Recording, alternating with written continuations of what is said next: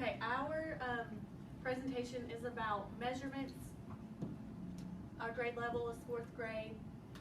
The subject area is science, physical science, math, measurement and data, reading, informational text, and our unit of study is determining tools, measurements, and conversions of information through graphs and charts. I don't know why it's doing that, but that's okay. So for science, we're do we know why it's doing that? No. Okay. choosing an appropriate tool for measuring specific physical properties of matter and determining mass, volume, and temperature using proper units of measurement.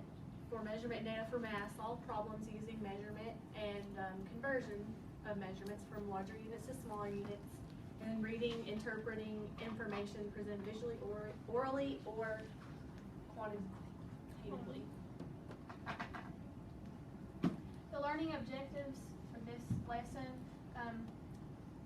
we use Bloom's taxonomy. Remember, memorize the vocabulary, understand, be able to describe, classify, and explain which tool would be appropriate for each situation.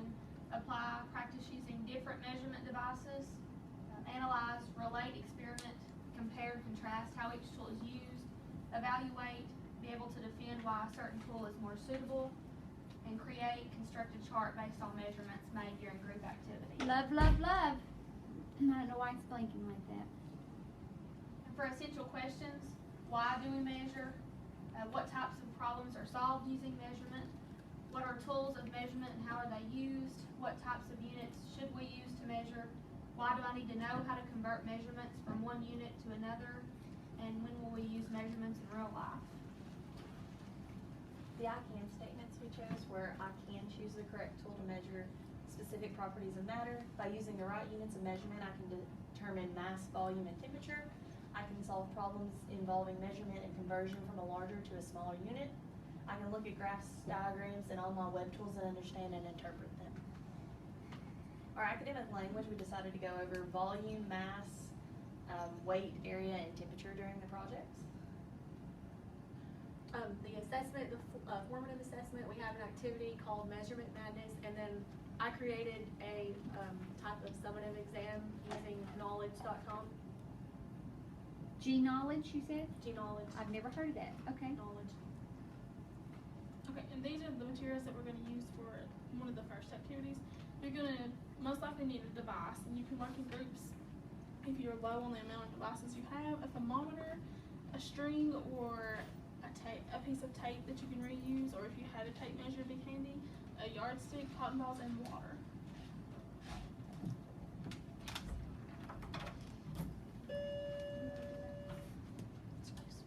And these are just the timeline for how long each part's probably going to take. It may vary given that group that you're working with.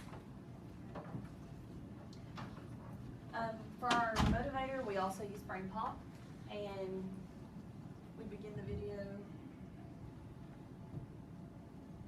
And it's just going to go over different parts, volume, mass. It's got every little bit throughout it. And when they're done taking this, watching this, because that's about a 6-minute long video, they're going to go and take the quiz. And this is going to be part of that assessment that we're going to show at the very end for our formative style. They're going to go over the Brain Pop quiz for the classic mode review, or you can do the printed, whichever one you would prefer. We've got the printed one actually linked in ours, so if you just want to print it off of our part. And we're just going to, assuming that we will have already discussed things like the vocabulary and the main ideas in class, to go over and begin with our Smart Tutor app.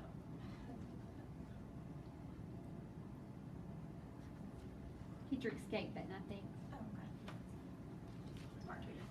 And all Smart Tutor is it's going to take and go through this little tutorial. To use the longest Okay, so this is a tool. Smart what? Smart Tutor. Pencils using a ruler. And who is it by? Use this button to rotate the I'm not ruler. 100% sure. It was just a link that we Use had this found. button It pulls to straight up to this change from game that they can inches play. to centimeters. So let's see the play the Here's an game. example. Drag the ruler to the pencil. Remember It has to go through the line up tutorial the first left before end it'll of let the you play. ruler with the left end of the OMG. object. So that way you don't have to have everything in class. You like go over and play with your iPad and you can figure out how to measure these different things, and it'll grade for you. And this is called Smart Click on the Tutor. question mark Yes. button to hear So the did you instructions have lots again. Now of, you try it. lots of different games? From what I've seen, it only really has the one right now. But Okay, I but I didn't bet it's a search start, very yes. far. Okay, so show us how this is gonna work. Okay, you can tilt it, OMG. and then you grab a hold of it and slide it. all the way Do, over. don't you know kids would love that? And then you look at the ruler, decide what you want to put up there. Of course, it doesn't give me the tool, or when I want it. And you type on the Oh, I've thing. got it. And that's approximately 2.5. So they'll type it in up there and push done. That's right. That's how you. Yay! Oh my gosh, I Did you love record that. Because that was your voice for sure. Do what? That was your voice. You're getting a lot of hearts on that one. Oh, great, great, great. The people are giving you lots of hearts for this one. Type it in wrong so we can. Yeah, That's oh, what that's a I'm great gonna do. idea. Yeah, let's do it. I'm gonna Let's do the say- wrong answer. Oh, I turned it upside down. Can you We'll flip say it? that's like 5 and 6 eighths. Try again. It'll just let you try it again. No, hit the tiny button. The one that you Is it? tilt with. Can you tilt all the way around? That's what I was trying to do. I don't know why I turned that all the way around. OMG. You can go to centimeters as well here, or inches. I want to play that. Smart Tutors. Okay, so did you say there's lots of lessons in Smart Tutors or not? I've only seen this one because we were really We were looking trying for to figure that. out something to do Oh, with I'm that. going to look. Smart Tutors. I'm going to go find it. No, I won't right now, but I will. And this is just, it's so they can practice it. Whatever And our happens, first better. activity that we're going through, we've named it Measurement Madness because we just had March Madness for basketball and felt it was appropriate. And in the first activity on this, there's 3 parts. They're going to get into small groups, probably 5 or 6 students each, and they're going to line up and they're going to compete to see who can throw a cotton ball the furthest. They're going to use string or tape, whichever you have available. They recommended outside is the best part, but sometimes windy days, rainy, you can't do it. And you can use chalk if you have it outside in the parking lot. And they're going to make their own chart to be able to read and make graphs out of that later. Great idea. Okay, this was the one that I found, and the reason why I picked it is because it was for teachers who have not a lot of funding that you can do this with, because we can see these are just like McDonald's straws, Play-Doh, water, rubbing alcohol, and food coloring, and you can make your own thermometer, and we just have pictures of the process that you do it with, and it also gives an explanation of how this works at the end. You can just keep going through the pictures if you want to. And that's all the things that you need. And then this part, of course, you would do this yourself as the teacher, not let your students do this, but you'll need to poke a hole in there with, or have a man do that for you. Because I would hurt myself. And then you can, those are just the steps to do it. And that lets them be creative, and then you can measure it and see how far it's creeping up the jar. And so that they get hands-on with that too, but it keeps the mess contained into the jar. So they're not making a mess that could stain the desk or something like that. And then this is how it works, and how you could explain how this is like an actual thermometer. Just keep going. And our last activity for that is going to be over volume. All they would need for this, it's very easy. You get a beaker, you fill it up with water, so many millimeters. I think we decided on 100. And if you have an irregular object, to find the volume of it, it's really hard to measure the outside and get everything together. So you can just drop it down in and subtract however much it rose from what you began with, and you have the volume of your new object. That's cool. And then for our closure activity, after the students have already learned about the measurements and conversions, they can either partner up or they can, it really doesn't matter, groups. It's called Who's the Tallest, and they just measure each other, and then they can either, some groups may be assigned to do it in inches, the other groups may be, feet, whatever. But then they compare it to see who's the tallest and who's the shortest. It's just like a fun closure activity. Yeah, that would be fun.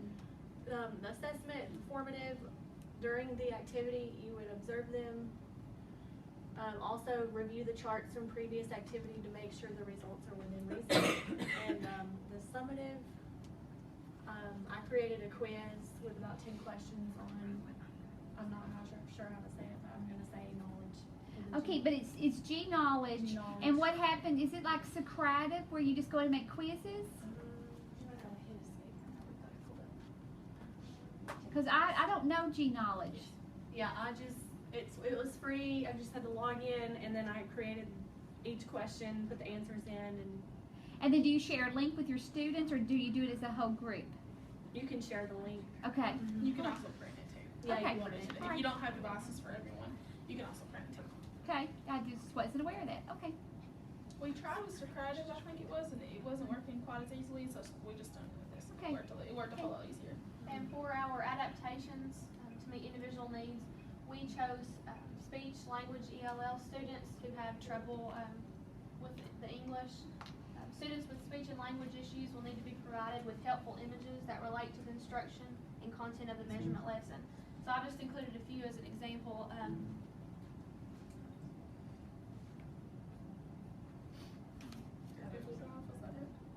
Did we pull that one up? You want to That's just tell okay. us? It's just, it's just 3 images. It's like a little boy with a yardstick. He's measuring. It's like just visual images to help them know what's going on within the activities. Right. Right. And you can have these set up in different stations for each activity, and just having the visuals will help every student anyways, so your ELL students won't feel like they're being singled out. And also, for our math part, I seem to have forgot to put it up there, they're gonna have to go back through and convert everything that they've done in their chart from feet to inches, or from yards to feet, and have to go back down and figure out what that would be after they've already completed everything. I was also going to say about the ELL students is Ms. Smith has always pushed us. If you have a child or multiple children, if you can pair them with a student who has experience with with English not being their first language, that also helps them, because very quickly they will learn to pick up. In physical activities, they seem like instead of like a book activity, that they could get the idea a little bit quicker and correspond with their peers in the classroom. Okay. All right. Round of applause. Questions?